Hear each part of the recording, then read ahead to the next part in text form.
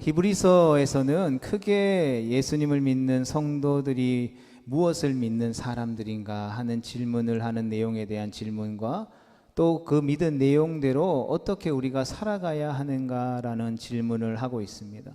또한 이 두 가지 질문에 대한 답변도 명쾌하게 우리 가운데 제시하고 있는데, 그리스도인들은 사도이시고 대제사장이신 예수님을 믿는 사람들이죠.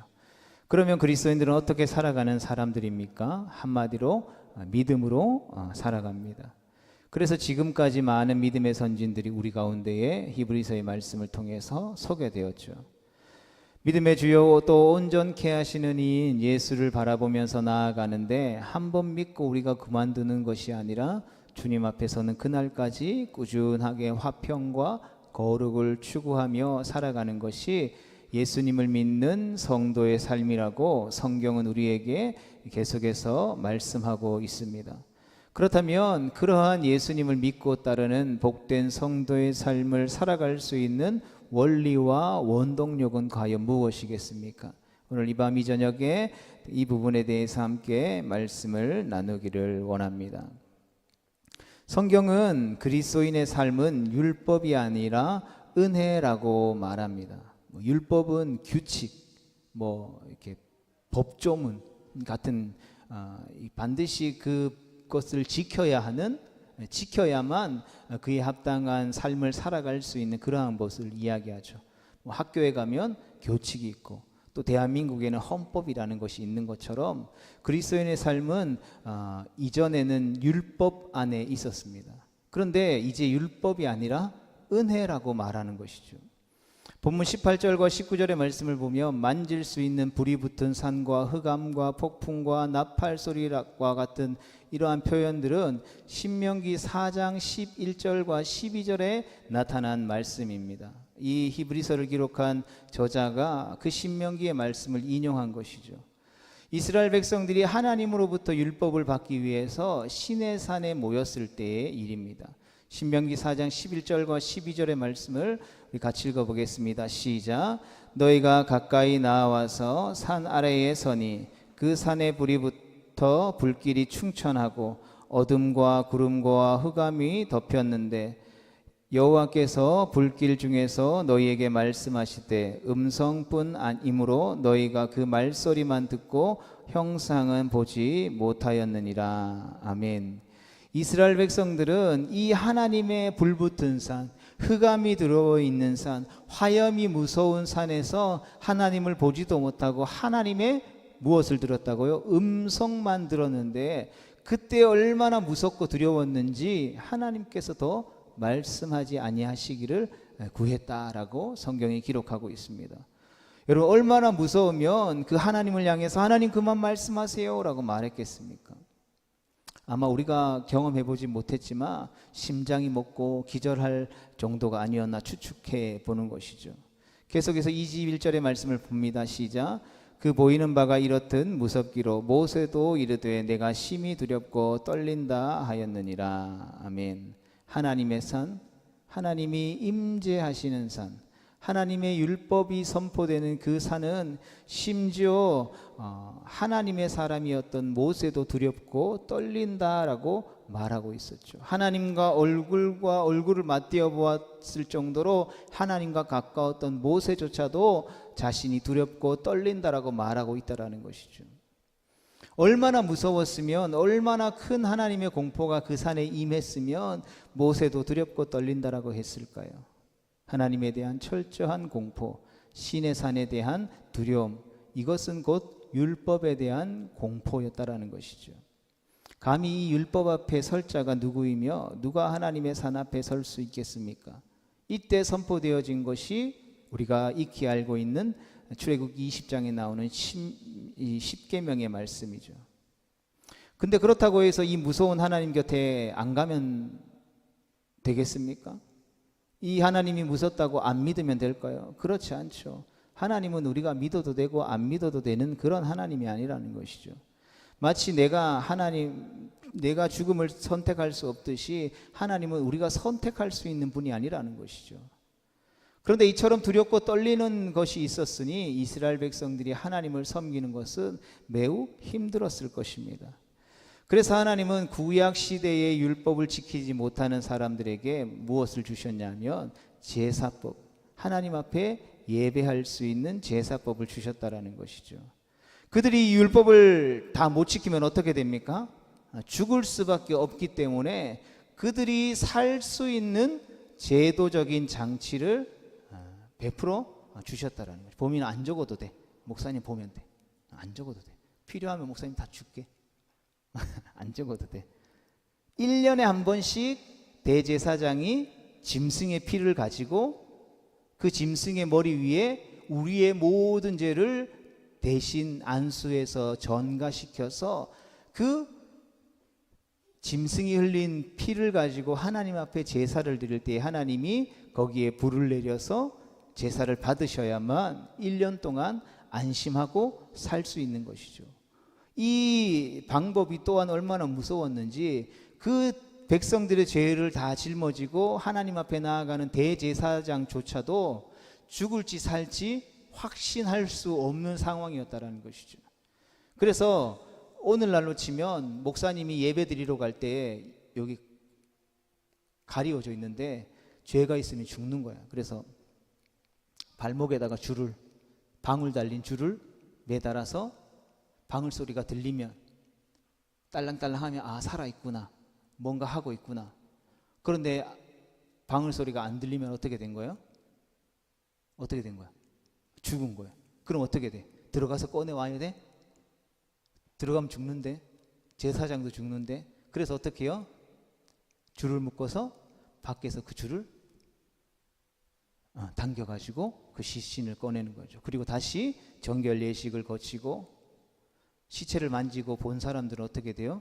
짐 밖에 나가 있어야 되니까 다시 하나님을 예배할 준비를 해가지고 다시 그 다음 제사장이 이렇게 예배를 드렸다라는 것이죠. 그렇게 드려야만 안심하고 1년 동안 살 수 있었다라는 거예요. 그러나 성경은 이렇게 말하죠. 예수님을 믿는 사람들은 이 신의 산으로 우리 성도들을 인도한 것이 아니라고 말하고 있는 것이죠. 본문 22절부터 24절의 말씀을 다시 한번 더 천천히 읽어보겠습니다. 시작.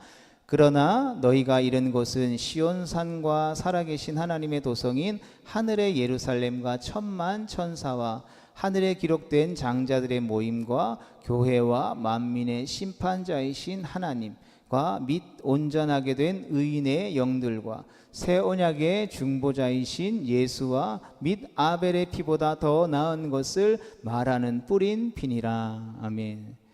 그런데 대부분의 예수님을 믿는 사람들은 예수님의 은혜로 우리가 구원받았다라는 것을 믿지 못하고 율법으로 믿는 것을 발견하게 되는데, 그러니까 우리가 유교적인 문화권에서 살아온 사람들에게 특히 부각되는 반응이죠.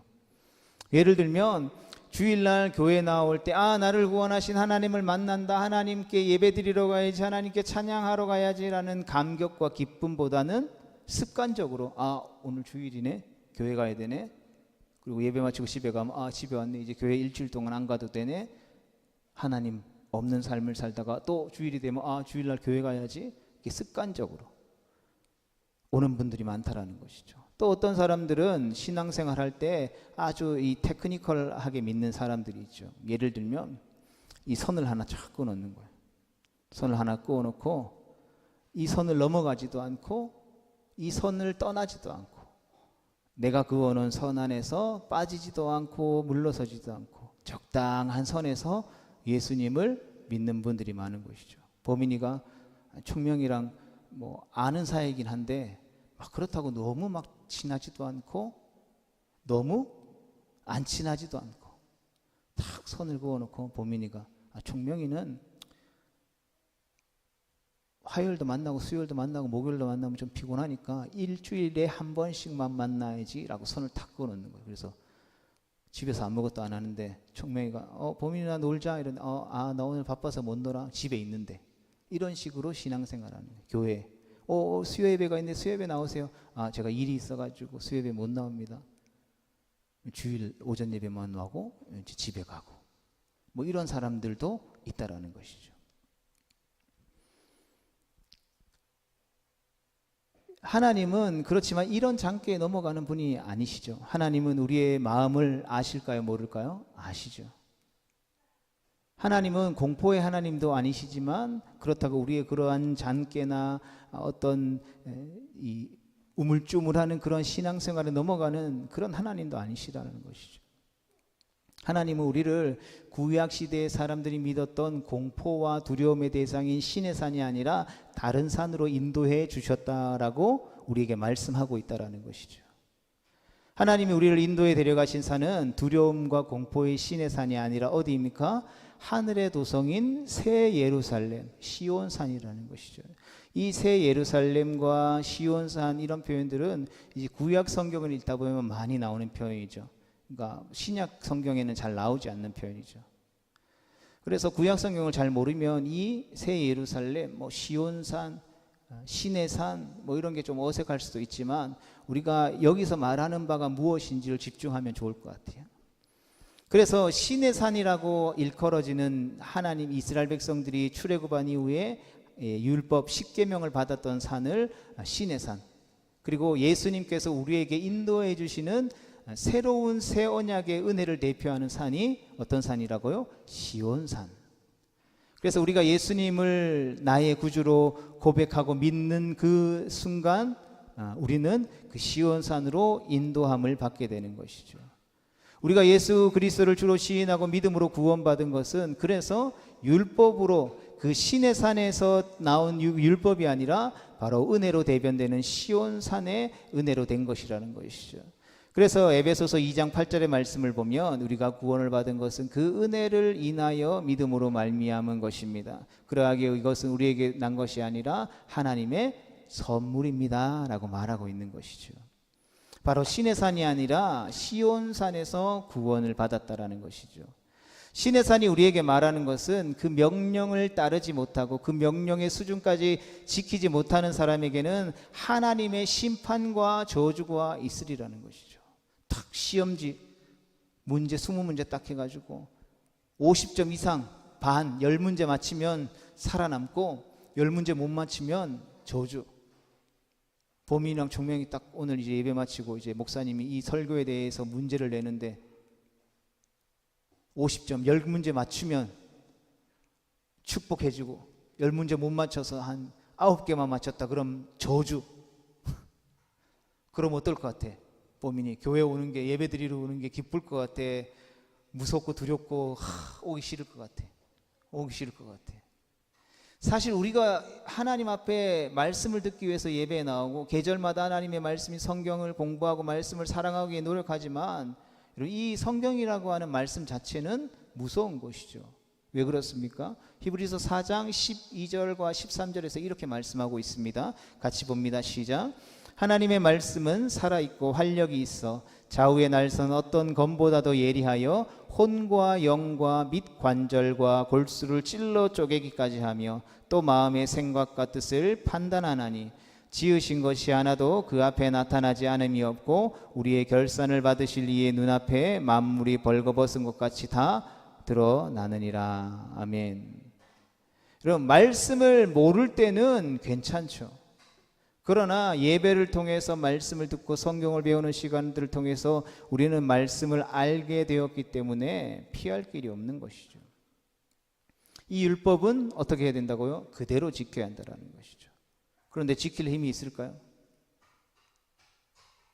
봄이 이제 대한민국에서 쭉 이제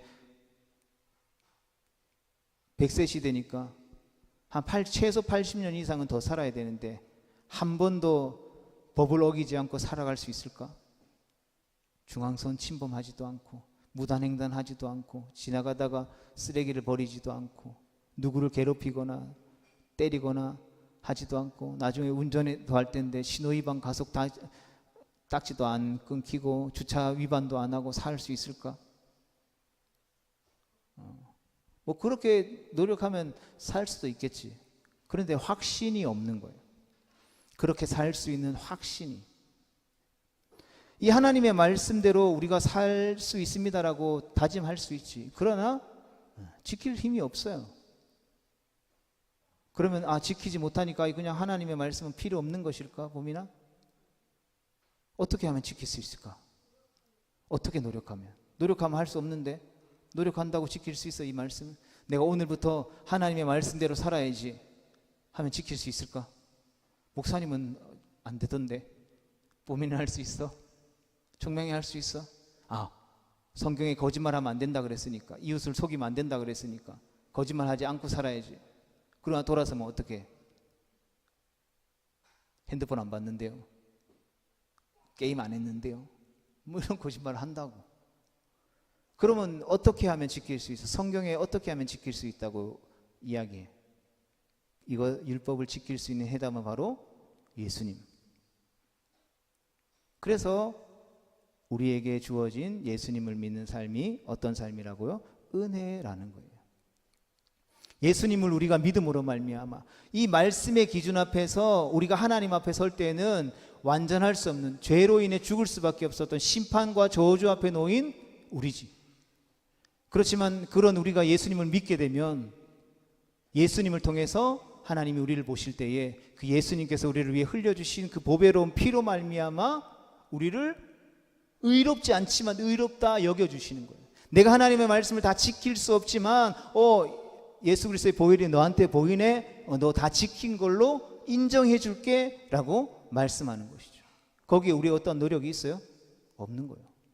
그래서 은혜로 우리가 구원받았다라고 하는 거예요. 하나님이 우리에게 이 구원을 선물로 주셨다라고 말하는 거예요.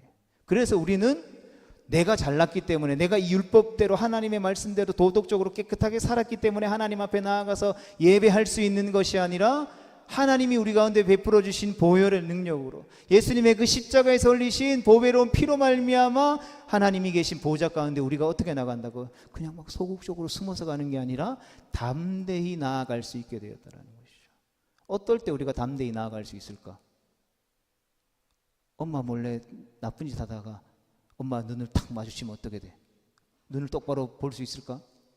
괜히 뭔가 엄마가 모르는데도 찔려서 이렇게 괜히 눈 피하잖아. 맞지, 정명아? 뭔가 막 아빠가 싫어하는 행동들을 딱 하면 뭔가 괜히 아빠 없는 데 가서 놀고 아빠 눈에 안 띄려고 노력하고. 근데 뭔가 당당하면 어때? 숨을 필요가 있을까 없을까? 그때는 그냥 막 달려가서 아빠 재밌는 거 봐요 이렇게 할 수 있는 거야. 우리도 마찬가지인 거야.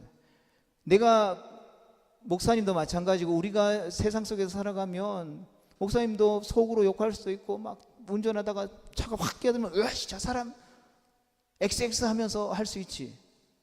그 율법을 어긴 거야. 하나님 앞에 못 나가. 근데 어떻게 예배하러 나아갈 수 있어? 예수님이 우리 가운데 베풀어 주신 은혜가 있기 때문에. 만약 우리가 예수 그리스도를 통과하지 않고 이 말씀이 우리에게 그대로 전달되면 우리는 그 말씀을 받고 다 그냥 기절해버릴 거예요. 무서워서. 그러나 그 말씀이 예수 그리스도의 십자가의 은총을 통해서, 죄사함의 은총을 통해서, 용서와 사랑을 통해서 우리에게 전달되었기 때문에 우리를 살리게 하는 것이요, 영과 생명이 되는 것이고, 우리를 괴롭게 하는 것이 아니라 용기를 주고 치료하고 구원하여 하나님이 기뻐하시는 장성한 믿음의 분량으로 하나님의 사람으로 자라날 수 있는 힘과 능력이 되어지는 것이죠. 그래서 이 말씀, 하나님의 말씀을 받는 자는 생명을 받게 되는 것이라고 말씀하죠. 그러나 구약시대에는 그렇게 하지 못했다라는 것이죠. 그 당시에는 어떻게 했다고요? 예수님 오시기 전에는 이 말씀을 그대로 100% 지켜야 했어요. 그러니 얼마나 두렵고 떨렸었겠습니까? 1년 동안 살아가면서 어떻게 하나님의 말씀대로 다 지켜 살아갈 수 있겠어요? 그러니까 1년 있다가 하나님 앞에 나아갈 때 하나님 용서 안 해주시면 어떻게 되는 거예요? 죽는 거예요. 두렵고 떨림으로 살았다라는 것이죠. 그러나 우리 주님께서 우리에게 베풀어 주시는 시온산, 은혜의 산은 그 십자가로 우리의 죄와 허물을 다 용서하시고 우리에게 기름을 부어주고 상처를 싸매주고 치유하고 구원해 주시는 산이죠. 그래서 두렵고 무서운 화염과 폭풍이 충천하고 하나님의 음성이 있는 엄청난 두려움의 산과 예수 그리스도를 통해서 우리 가운데 나타나지고 있는 화해와 용서가 있는 산은 극명하게 대조적으로 놓여 있는 것이죠. 범인이 어느 산으로 가고 싶어? 캄캄하고 두렵고 무섭고 어두운 곳에 가고 싶고, 밝게 빛나고 사랑과 은혜가 넘치는 산으로 가고 싶어. 예수님이 그 산을 우리에게 허락해 주셨더라고요. 하나님은 우리를 그러한 무서운 신의 산으로 부르지 않고 은혜의 동산인 시온산으로 부르셔서 우리의 연약함을 감싸주시고 우리의 허물을 덮어주시고 우리의 상처를 싸매주시는 거예요. 그래서 우리는 하나님 아버지를 아버지, 아빠, 아버지라고 부르고 하나님 계신 그 보좌 가운데 담대히 나아갈 수 있는 것이죠. 신의 산이 얼마나 무서웠으면 짐승도 못 갔어요. 짐승도 가면 죽어요. 하나님이 짐승조차도, 짐승이 무슨 생각이 있어가지고 닭이 이렇게 꼭꼭꼭꼭 하다가 여기 보좌네 하나님 예배 드리러 가야지 꼭꼭꼭꼭 하고 갔을까? 그럼 왜 갔을까? 그거 아무 생각 없는 거예요. 그래서 험한 말 할 때 닭대가리 막 이러잖아. 그냥 닭은 아무 생각 없는 거야. 꼭꼭꼭꼭꼭 목이 찾아서 냄새 찾아서 하다가 하나님 계신 보좌 지성소에 들어갔으면 어떻게 된다고? 죽는 거야. 그런 생각할 때 닭이 무슨 잘못이 있어? 그래도 죽는 거예요. 그게 하나님의 방법이었다. 하나님의 법이었다라고. 그렇다면 사람은 감히 접근할 수도 없고 닫혀지고 출입이 금지된 산이었다라는 것이죠. 그러나 시온산은 누구에게나 열려 있는 거예요. 그래서 목사님이 교회 문을 열어놓을까 닫아놓을까. 교회에 들어올 때 탁 보고 보람이는 예배 시간에 사탕 물고 있으니까 너 들어오지 마. 이렇게 할 수 있어 없어? 보민이 못 들어올 것 같은데 충명이 오늘 말씀 많이 안 읽었으니까 못 들어올 것 같은데 이렇게 할 수 있을까 없을까? 있을까 없을까? 없어요. 교회는 누구에든지 활짝 열려 있는 거예요. 누구든지 하나님을 예배하고자 한다라면 그 누구도 이 예배의 문을 막을 수 없어요. 그러나 한 가지는 막을 수 있지. 예배에 왔는데 그 예배를 방해하는 사람은 공식적으로 이 예배당에서 쫓아낼 수 있어. 법이 그래. 그러나 내가 하나님을 예배하겠다라고 앉아 있으면 나이가 어리든 작든 돈이 많든 가난하든 남자든 여자든 상관없이 누구든지 올 수 있다 없다? 있다. 그것이 예수님께서 우리 가운데 열어주신 구원의 길이라는 거예요. 신의 산은 우리가 성경에서 보았듯이 구름과 흑암이 있는 산이에요. 그러나 시온산은 빛이 있는 산이에요. 그래서 시편 50편 2절 말씀에 보면 온전히 아름다운 시온에서 하나님이 빛을 주셨도다라고 기록하고 있는 거예요. 거기에는 하나님의 빛의 광채가 역사하는 것이에요. 신의 산은 죽음과 심판을 상징하는 산이었지만 시온산은 복과 영생을 주는 산이에요. 그래서 시편 133편 3절에 보면 헐몬의 이슬이 시온의 산들의 내림 같도다. 거기서 여호와께서 복을 명하셨나니 곧 영생이로다라고 기록하고 있는 거예요. 우리가 하나님 아버지를 부를 수 있는 것은 아바 아버지라고 아빠 아버지라고 부르게 된 것은 은혜 때문이지 율법 때문이 아니라는 것을 우리는 반드시 기억해야 하는 것입니다. 우리가 그 시온산으로 부름받은 하나님의 백성이라는 사실들을 기억하게 될 수 있기를 주님의 이름으로 축복합니다. 계속해서 본문 12절 22절 말씀에 보면 12장 22절 말씀에 보면 살아계신 하나님의 도성인 하늘의 예루살렘으로 시온산을 말하고 있어요. 하늘의 도성, 하늘의 예루살렘이라는 말은 무슨 의미일까? 저 하늘에 있는 하나님이 살고 계시는 도시를 생각하면 뭐가 떠올라? 뭐가 떠오를까? 그렇지. 정답. 천국. 그러니까 이 말은 무슨 말이에요? 우리가 예수님을 나의 구원자로 고백하면 우리 가운데에 시온산이 선물로 주어지는데 그 시온산이 선물로 주어졌다라는 말은 뭘 의미하는 거예요? 우리가 천국을 이미 소유했다라는 것이죠. 우리가 예수 그리스도를 믿는다라는 말은 이미 우리 가운데 천국이 임했다라는 거예요. 천국은 봄이나 죽어서만 가는 곳이 천국이 아니라 할렐루야 찬양하세 내 모든 죄 사함 받고 주 예수와 동행하니 그 어디나 하늘나라 천국이라는 것이죠. 우리가 예수님을 나의 구원자로 고백하는 그 순간 죽어서 가는 천국이 아니라 지금 내 삶 가운데, 내 마음 가운데 뭐가 임했다라고? 천국이 임했다라는 거예요. 그리고 그때부터 우리는 천국에서 대사로 파견되어 세상으로 나온 사람들이라는 것이죠. 천국의 시민권을 가지고 내가 지금 천국의 시민권을 가진 사람인데 잠시 천국을 떠나서 살고 있는 거예요. 그 말은 무슨 말을 뜻해요? 내가 해야 될 일들을 다 하게 되면 어디로 돌아간다고? 천국으로 돌아가는 거예요. 보민이가 여기 있다가 일본에 갔어. 그럼 보민이 일본 사람이야? 한국 사람이야? 왜 한국 사람이야? 다시 일본에서의 간 목적을 다 이루면, 볼일을 다 보면 어떻게 하기 때문에 다시 한국으로 돌아오기 때문에 보민이는 일본에 있지만 뭐라고 생각하는 거야? 나는 한국 사람. 일본 사람들 만날 때 나 일본에 왔으니까 나 일본 사람이에요 말하지 않잖아요. 우리가 천국을 소유했다라는 것은 바로 이 이야기를 하는 거예요. 이게 우리 가운데 놀라우신 은혜인 거예요. 우리에게 있는 이곳이 현 주소가 아니라는 거예요. 우리의 현 주소는 하나님의 도성인 새 예루살렘, 하늘의 예루살렘이라는 것이죠. 그래서 에베소서 1장 3절의 말씀처럼 우리는 이 땅에 살지만 하늘에 속한 모든 신령한 축복을 어떻게 한 사람들이라고요? 이미 가진 사람이라는 것이죠.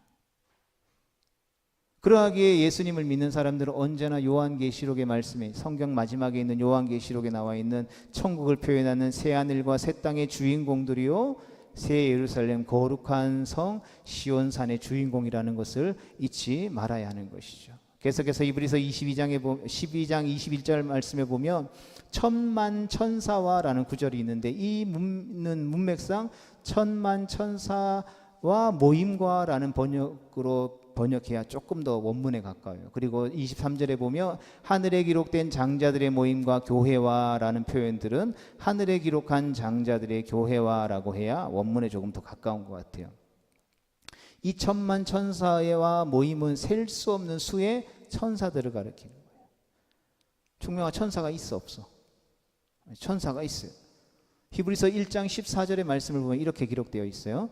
모든 천사들은 섬기는 영으로, 무슨 영이라고요? 천사가 섬기는 영으로 구원받을 상속자들을 위하여 섬기라고 보내심이 아니냐라고 말했어요.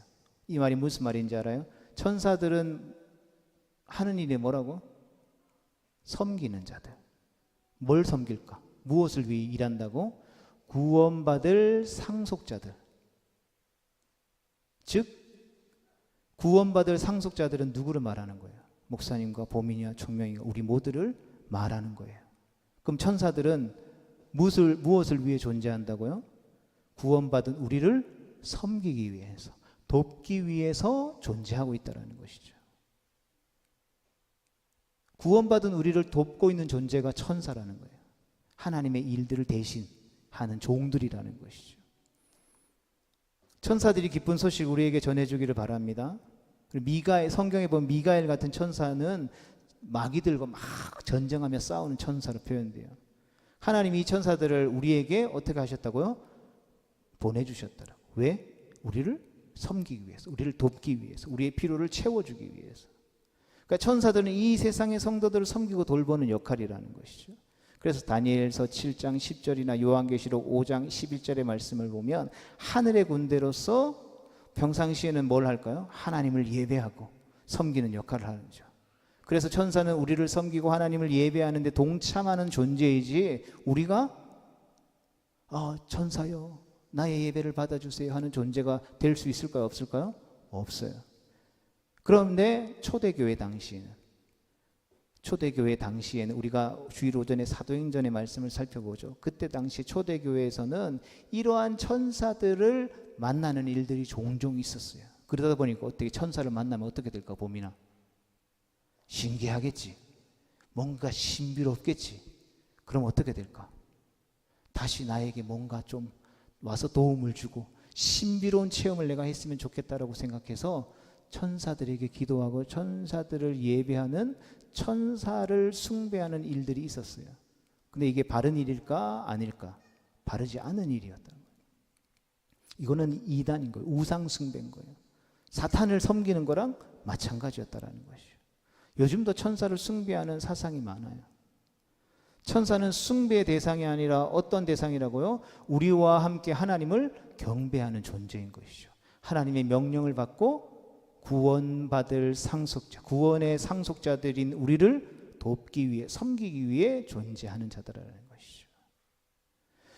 이어서 계속해서 하늘에 속한 장자들의 교회라는 구절에서 말하는 이 교회는 물론 그리스도의 몸된 교회를 상징하죠. 예수님은 누가복음 10장 20절에서 이런 말씀을 하셨습니다. 그러나 귀신들이 너희에게 항복하는 것으로 기뻐하지 말고 너희 이름이 하늘에 기록된 것으로 기뻐하라 하시니라. 아멘. 귀신들이 쫓겨나는 것 때문에 기뻐하지 말래요. 뭘로 기뻐하라고요? 우리의 이름이 하나님의 생명책에 기록된 것 때문에 기뻐하라고 말씀하고 있는 거예요.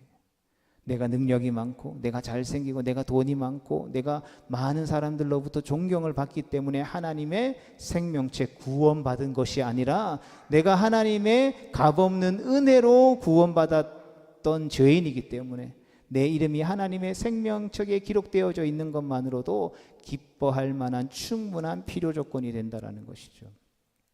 이것이 바로 시온산을 통해서 우리에게 주시는 하나님의 축복이라는 것이죠. 그래서 만민의 심판자이신 하나님이 계신 곳이 바로 시온산이죠. 그 시온산에는 의로운 재판장, 만민의 심판장이신 하나님이 기다리고 계시죠. 그분은 예수 그리스도로 말미암아 우리를 용서하시고 무엇을 주셨습니까? 영원한 생명을 주신 분이에요. 그러하기에 의로운 재판장이신 하나님이 시온산에 계시다라는 것이 얼마나 우리에게 큰 힘과 용기를 주는지 몰라요. 우리가 살아가다 보면 억울한 일을 당할 때가 있어요. 반드시. 이게 어른이 되면 억울하게 누명을 쓰고 감옥에 들어가는 사람들도 생길 수 있어요. 억울하게 누명을 쓰고 감옥에 들어간 사람에게 가장 필요한 사람은 누굴까요? 누가 제일 필요할까? 내가 지금 억울한 일을 당했어. 그럼 누가 제일 필요할까? 바로 나의 누명을 벗겨줄 수 있는 의로운 재판장. 어떤 힘 있는 사람, 어떤 돈 있는 사람, 어떤 정치적인 힘이나 권력의 힘이나 돈의 힘으로 좌우되지 않고 사실을 있는 그대로 판단해 줄 수 있는 의로운 재판관이 필요하다라는 것이죠. 그런데 그 하늘의 시온산에는 누가 계시다고요? 의로운 재판장이신 주님이 계시다라는 것이죠. 내가 아무리 연약하다 할지라도, 내가 아무리 부족하다 할지라도 내가 예수님을 믿기만 하면 나를 그 구렁텅이에서 구원하여 주셔서 하나님의 나라 백성 삼아주시는 의로운 재판관이 되시는 하나님이 계시다라는 것이죠. 우리가 죄인이기 때문에 그 누구도 하나님의 의로운 재판을 견딜 수 없어요.